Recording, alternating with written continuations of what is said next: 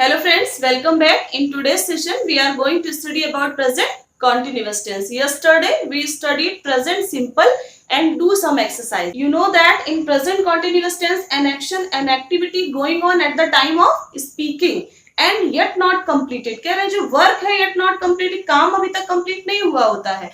तो जब काम नहीं complete हुआ है तो वो आपका किस में चला जाएगा? काम जारी है ना. तो जब कोई चीज कंटिन्यू हो, जारी हो, तो वहां पर प्रेजेंट कॉन्टिन्यूअस टेंस आता है. आज हम लोग क्या करते हैं, पहले एक टेबल बना लेते हैं कब कब हम लोग प्रेजेंट कॉन्टिन्यूअस टेंस का यूज करते हैं और ऐसे कौन से वर्ड्स हैं जो प्रेजेंट कॉन्टिन्यूअस टेंस में यूज किए जाते हैं. Let's start. First is there are some adverbs which are used in present continuous tense. Table बना के देख लेते हैं. तो सबसे पहले यहां लिख देती हूं मैं now, still, eight this moment. At this moment लिख सकते हैं या फिर एट दिस टाइम भी लिख सकते हैं. जब ऐसे मैंने कहा अभी मैं क्या कर रही हूं, I am teaching eight this moment, मैं अभी पढ़ा रही हूं. तो पढ़ा रही हूं तो किससे बिलोंग करेगा? प्रेजेंट कॉन्टिन्यूअस टेंस से. और भी वर्ड है आपके, फॉरएवर, कॉन्स्टेंटली, कॉन्टिन्यूअली, एट प्रेजेंट या फिर प्रेजेंटली. ये तो आपने लिख लिया कि कुछ ऐसे एडवर्ब्स होते हैं जो प्रेजेंट कॉन्टिन्यूअस टेंस में यूज होते हैं. इसके अलावा हम देखते हैं ऐसे कौन सी कंडीशन है जहां पर प्रेजेंट कॉन्टिन्यूअस टेंस आता है. तो first condition is temporary action.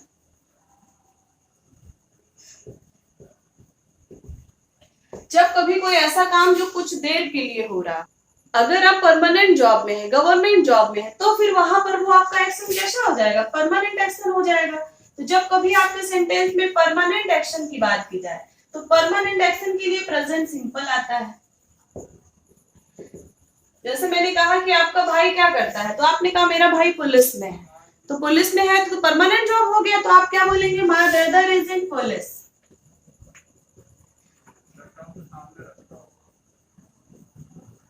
But अभी आप क्या कर रहे हैं, आप मेरा वीडियो देख रहे हैं, तो you are watching my video now.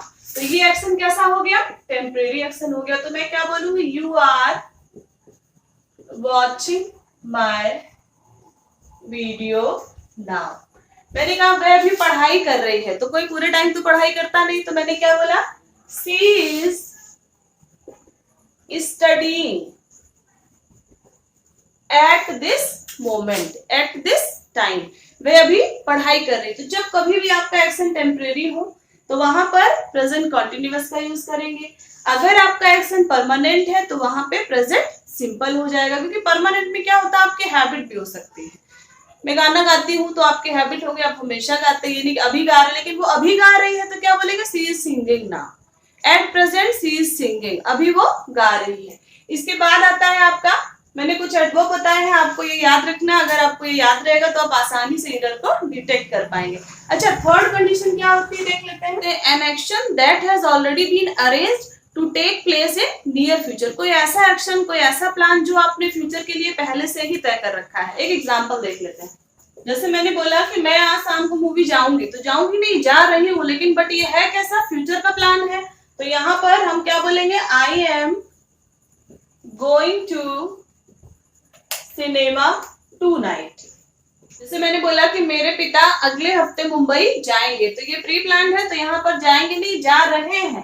तो क्या बोलेंगे? My father is going to Mumbai next week. Okay, fourth condition है stative verbs. There are some stative verbs which are also called non progressive verb. कल हम लोगों ने सिंपल प्रेजेंट में कुछ ऐसी वर्ब्स पढ़ी थी जो स्टेटिव वर्ब है, और स्टेटिव वर्ब में हम कभी भी आईएनजी नहीं लगाते. तो देख लेते हैं. Some verbs are called non progressive verbs. तो हम लोग नॉन प्रोग्रेसिव वर्ब्स को ही दूसरे शब्दों में स्टेटिव वर्ब्स कहते हैं. तो जो आपके एग्जाम में सबसे ज्यादा पूछी जाती है उनके बारे में हम लोग देख लेते हैं. Appear, seam, understand, hate, like, love, believe, have, on, contain, belong। तो इनके बारे में ही देख लेते हैं, बाकी मैंने आपको प्रेजेंट सिंपल में लिखवा दी, आप उस वीडियो में जाकर वहां पे देख सकते हैं। तो कुछ एग्जाम्पल देखते हैं। He has a liking for sweets. He has a liking for sweets। यहाँ पर जो लाइक दिया है इसमें हमने क्या किया है, ing लगा दिया है। तो आपको ये पता करना है कि लाइकिंग यहाँ एज ए वर्ब आया है या एज ए नाउन आया है। तो आपको मैं बता दूं कि यहाँ पर एक आर्टिकल लगा हुआ है। जब कभी भी आर्टिकल अगर पहले आ जाता है वर्ब के, तो वर्ब वहां पर नाउन का काम करती है। जैसे मैंने कहा अ बर्निंग न्यूज, एकदम आपको बहुत बर्निंग न्यूज मिली है, ज्वलंत। मैंने कहा बर्निंग टॉपिक, ज्वलंत टॉपिक है, मतलब बहुत ही ज्यादा फेमस टॉपिक है। तो यहाँ पर अ बर्निंग ट्रेन आपने मूवी देखी है, तो इस तरीके से यहाँ पर जो बर्निंग है ये क्या है, आपका एज एन एडजेक्टिव हो जाएगा, और जो ये न्यूज है ये आपका नाउन हो जाएगा।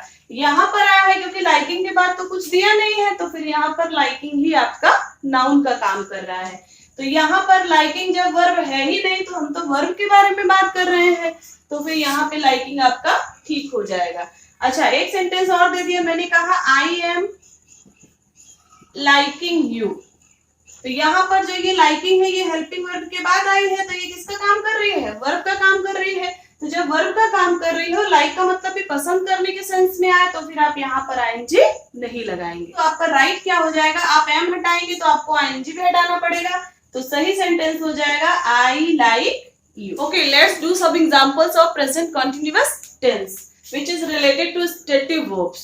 Okay, first example is I am having no house to live in. यहाँ पे कह रहे हैं I am having no house to live in, मेरे पास रहने के लिए कोई घर नहीं है। तो यहाँ पर या मैं कोई घर नहीं है या मैं कोई घर नहीं रखती हूँ। तो यहाँ पर हैव का सेंस क्या है, रखना। तो मैंने आपको नेक्स्ट क्लास में बताया था कि जब कभी भी हैव का यूज रखने के लिए हो जाए, तो फिर हम कभी हैव में आईएनजी नहीं लगाएंगे। अच्छा, अगर हैव का यूज ईट के सेंस में हो, मैं खा रही हूँ, मैं पी रही हूँ, तो वहां पर आप आईएनजी लगा देंगे।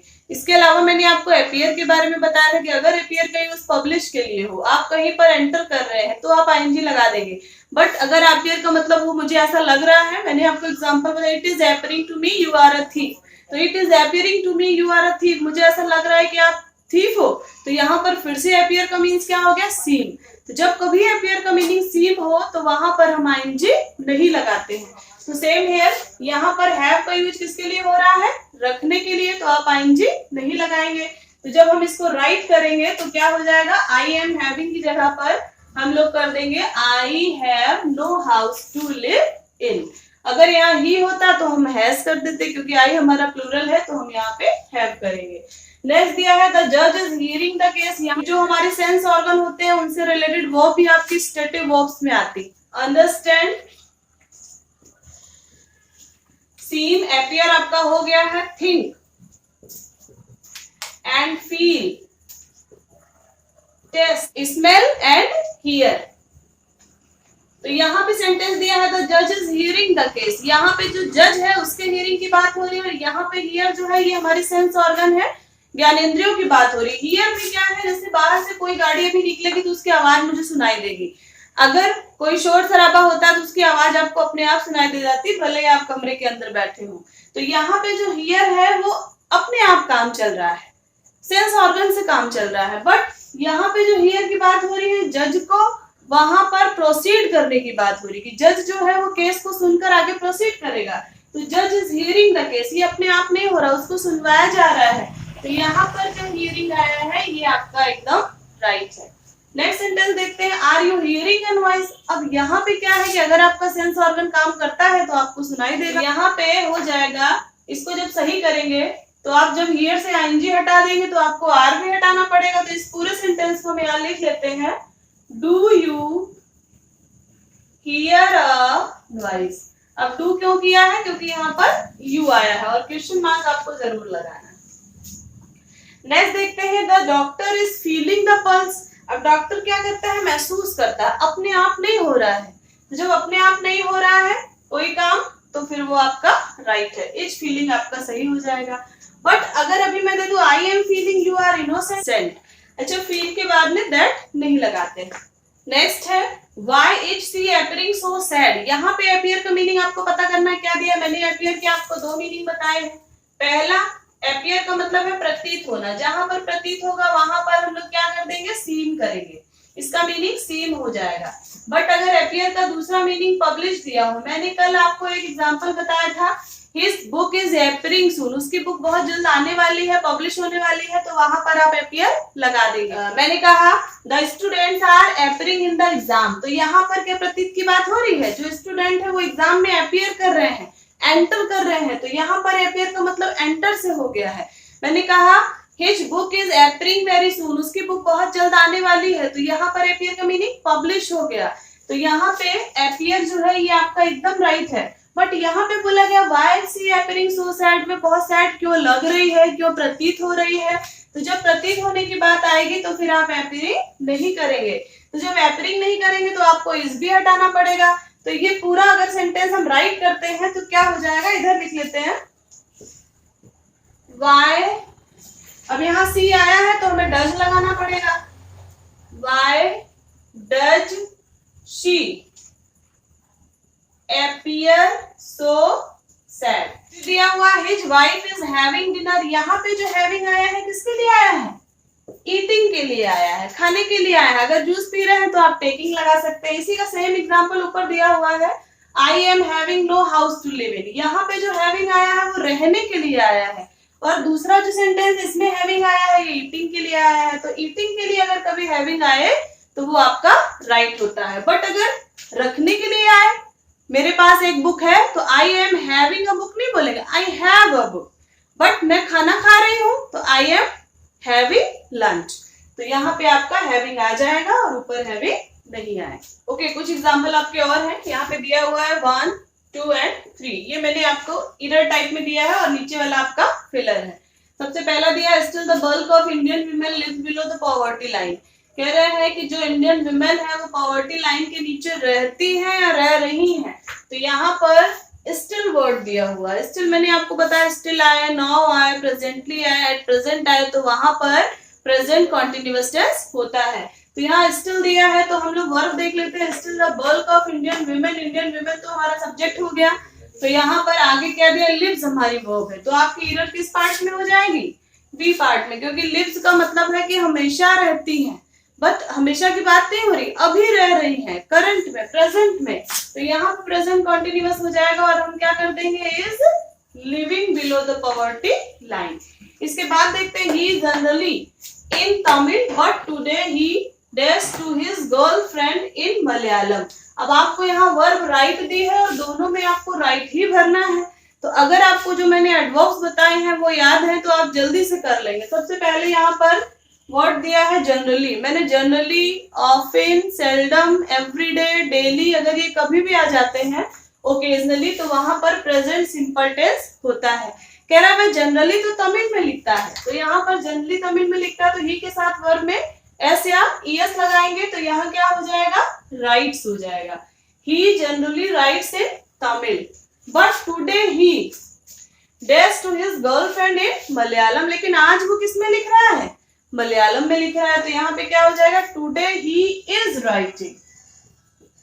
नेक्स्ट सेंटेंस है every living being be it animal और मैन कोल्ड इन विंटर, फिर डेज दिया हुआ, 4 ऑप्शन दिया, feels, feel, is feeling and are feeling.